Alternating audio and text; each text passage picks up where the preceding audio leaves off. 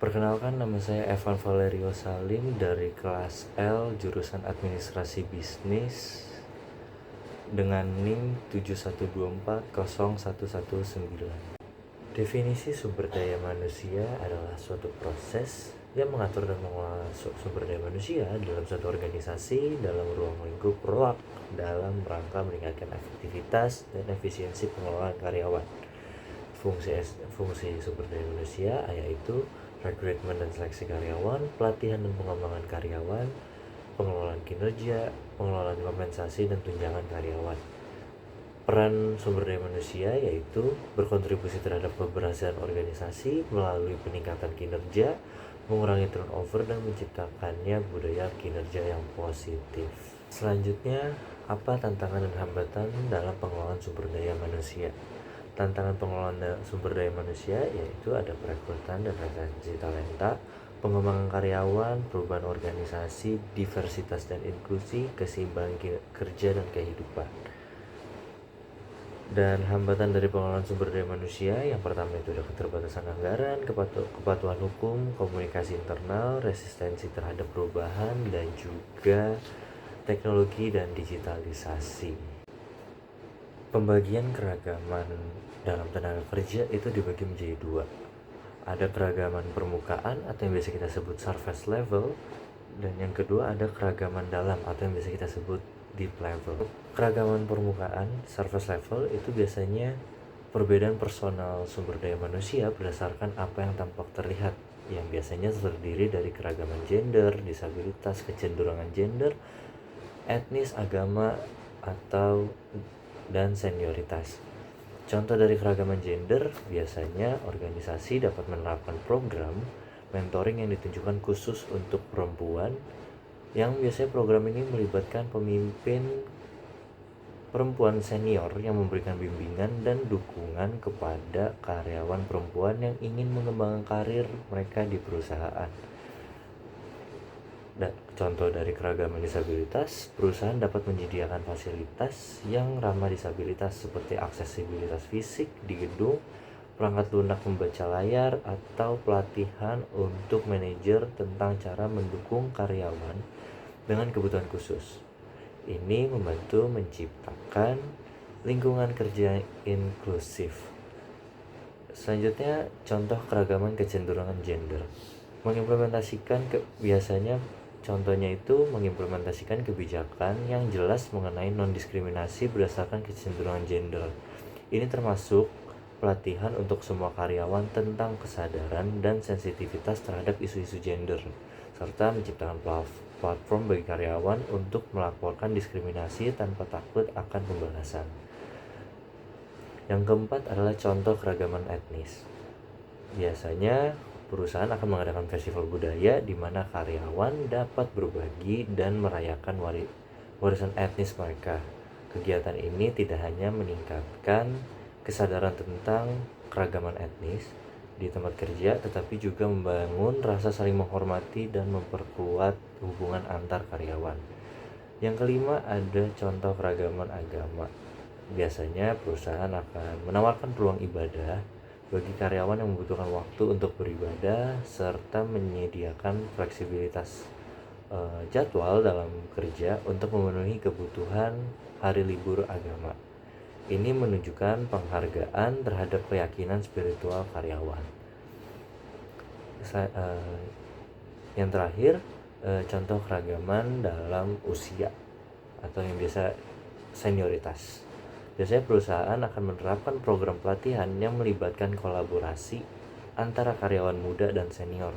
Misalnya karyawan senior yang bisa membagikan pengalaman dan pengetahuan mereka, sementara karyawan muda bisa mengajarkan keterampilan teknologi baru yang sedang berkembang pada saat ini, agar karyawan ini bisa mengoptimalkan potensi setiap generasinya. Selanjutnya, keragaman dalam atau yang biasa disebut deep level. Deep level ini adalah perbedaan personal dari sumber daya manusia berdasarkan apa yang tidak terlihat. Biasanya deep level ini terbagi menjadi dua, yaitu ada intellectual abilities dan juga physical abilities. Oke, kalau cut. Oke. Dalam in- bentar, tuh. Dalam intellectual abilities itu juga terbagi, biasanya terkhusus masing-masing, seperti ada number aptitude yang kemampuan untuk memahami, mengelola dan menggunakan angka atau data numerik. Sebagai contoh, seorang akuntan yang harus menganalisa laporan keuangan untuk memastikan akurasi dan integritas data keuangan. Selanjutnya ada verbal comprehension, kemampuan untuk memahami dan menggunakan bahasa lisan atau tulisan. Ya, contohnya seorang penulis atau editor yang perlu memahami nuansa bahasa dan tata bahasa untuk membuat atau mengedit konten yang jelas dan efektif. Yang ketiga ada perceptual speed, kemampuan dengan cepat dan akurat mengevaluasi atau mengidentifikasi informasi visual. Contohnya seorang operator mesin di pabrik yang harus cepat dan tepat dalam memeriksa produk yang cacat. Yang keempat ada deductive reasoning. Deductive reasoning itu adalah kemampuan untuk menarik kesimpulan logis informasi yang ada. Contohnya seorang ilmuwan yang menggunakan hipotesis dan data eksperimen untuk menarik kesimpulan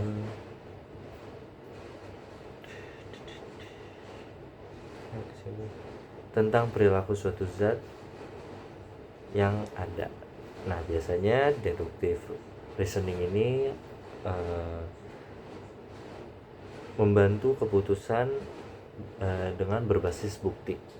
Selanjutnya ada spatial visualization, kemampuan untuk memahami dan memanipulasi objek dalam ruang. Contohnya seorang arsitek. Yang keenam ada memori, kemampuan untuk menyimpan, mengingat dan mengakses informasi yang cukup luas. Contohnya seorang pelajar yang belajar untuk ujian yang harus mengingat fakta, rumus, dan konsep dari berbagai pelajaran. Oke, selanjutnya physical abilities. Nah, biasanya physical abilities ini ada beberapa faktor yang mempengaruhi, misalkan dari faktor kekuatan, faktor fleksibilitas, dan juga faktor lainnya. Dari faktor kekuatan sendiri biasanya ada faktor dinamis yang artinya itu kemampuan untuk mengeluarkan kekuatan otot secara berulang atau terus-menerus dalam waktu yang singkat. Contohnya seorang tenaga penjual yang mampu melakukan presentasi produk secara berulang terhadap klien dalam waktu yang singkat. Yang kedua ada kekuatan trunk, kemampuan untuk mengeluarkan kekuatan otot menggunakan otot trunk, terutama otot perut, yang biasanya contohnya itu pekerja di pabrik yang sering mengangkat atau memindahkan barang-barang yang berat. Yang ketiga ada kekuatan statis, kemampuan untuk mengeluarkan kekuatan melawan objek eksternal. Contohnya itu teknisi yang melakukan perbaikan mesin dengan posisi tubuh yang statis.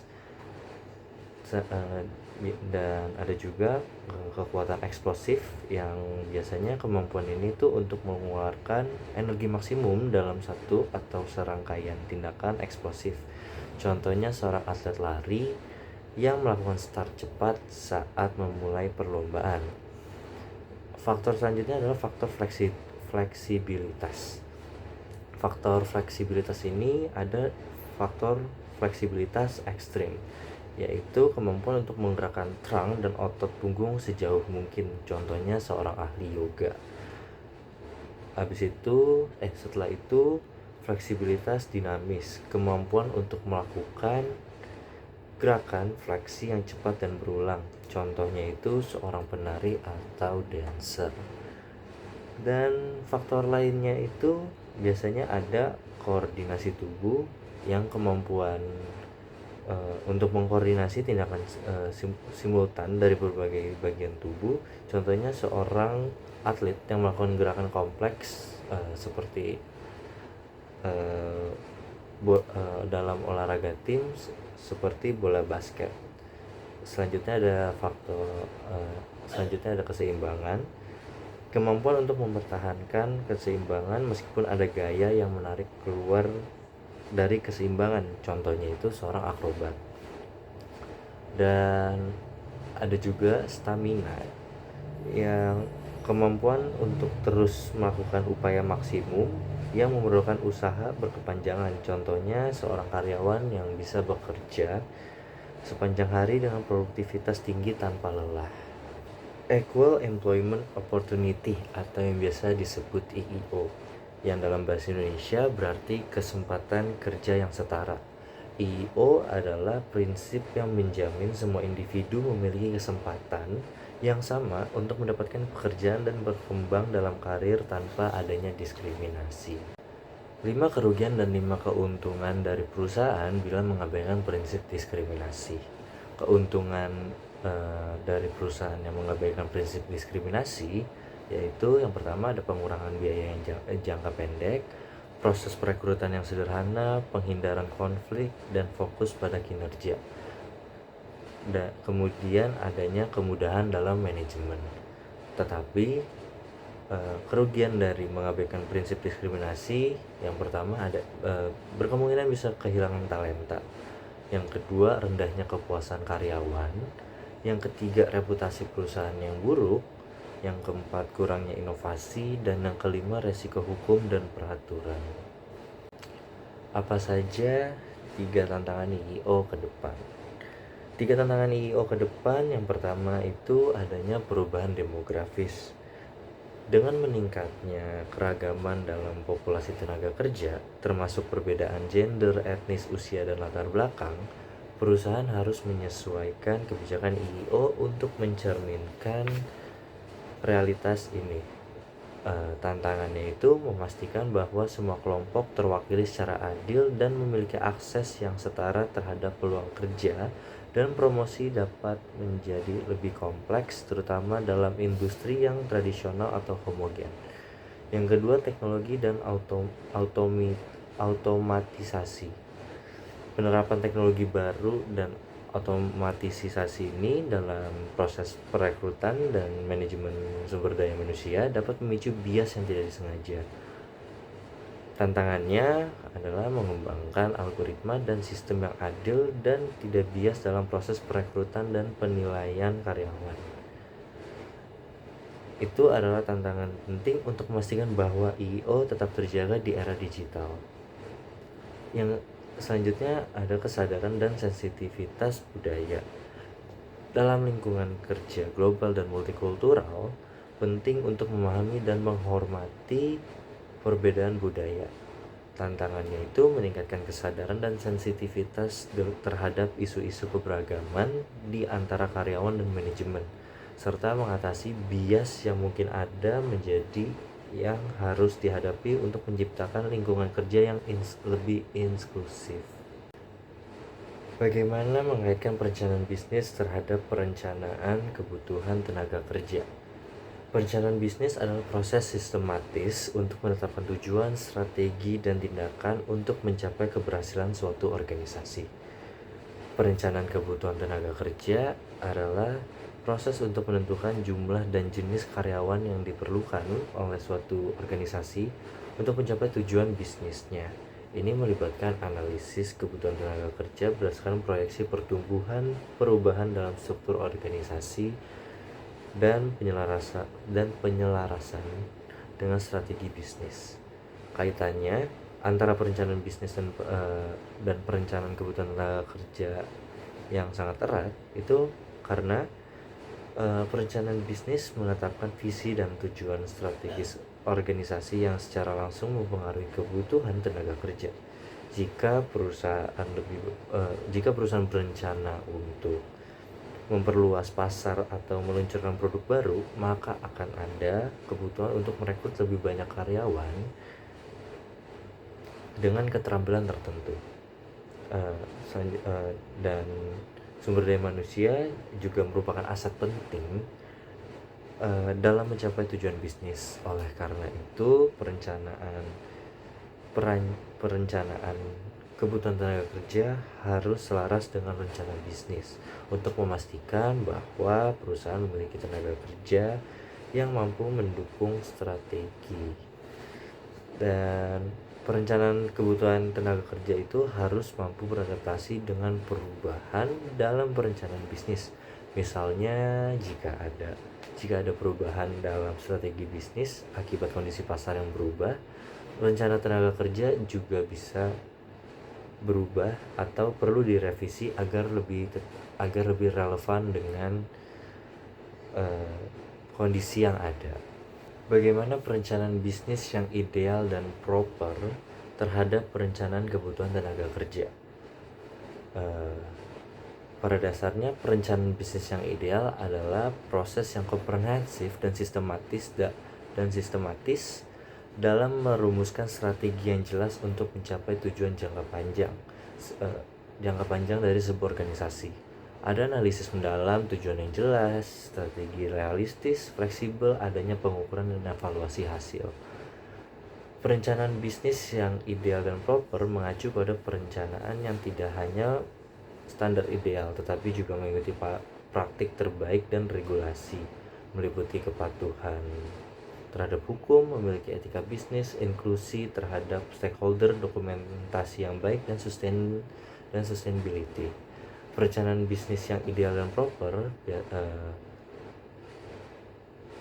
berpengaruh signifikan terhadap perencanaan kebutuhan tenaga kerja dengan cara menentukan kebutuhan tenaga kerja, menyesuaikan keterampilan, fleksibilitas dalam perubahan, dukungan terhadap kesejahteraan, meningkatkan keterlibatan stakeholder lainnya. Simulasi rekrutmen terhadap seleksi karyawan dan evaluasi wawancara kandidat pelamar kerja. Rekrutmen sendiri adalah proses pencarian dan pengundangan calon karyawan untuk mengisi posisi yang tersedia dalam suatu organisasi. Tujuan dari rekrutmen ini sendiri adalah untuk menarik kandidat yang memiliki kualifikasi dan potensi yang sesuai dengan kebutuhan perusahaan, sehingga dapat meningkatkan kualitas sumber daya manusianya. Dan setelah itu akan dilakukan seleksi. Nah, seleksi ini adalah proses penilaian dan pemilihan calon karyawan dari kumpulan pelamar yang telah direkrut. Proses ini melibatkan berbagai metode seperti wawancara, tes kemampuan, dan penilaian psikologis untuk mengevaluasi kesesuaian kandidat dengan posisi yang ditawarkan. Tujuannya adalah untuk memilih kandidat yang paling cocok dan berkualitas untuk dipekerjakan.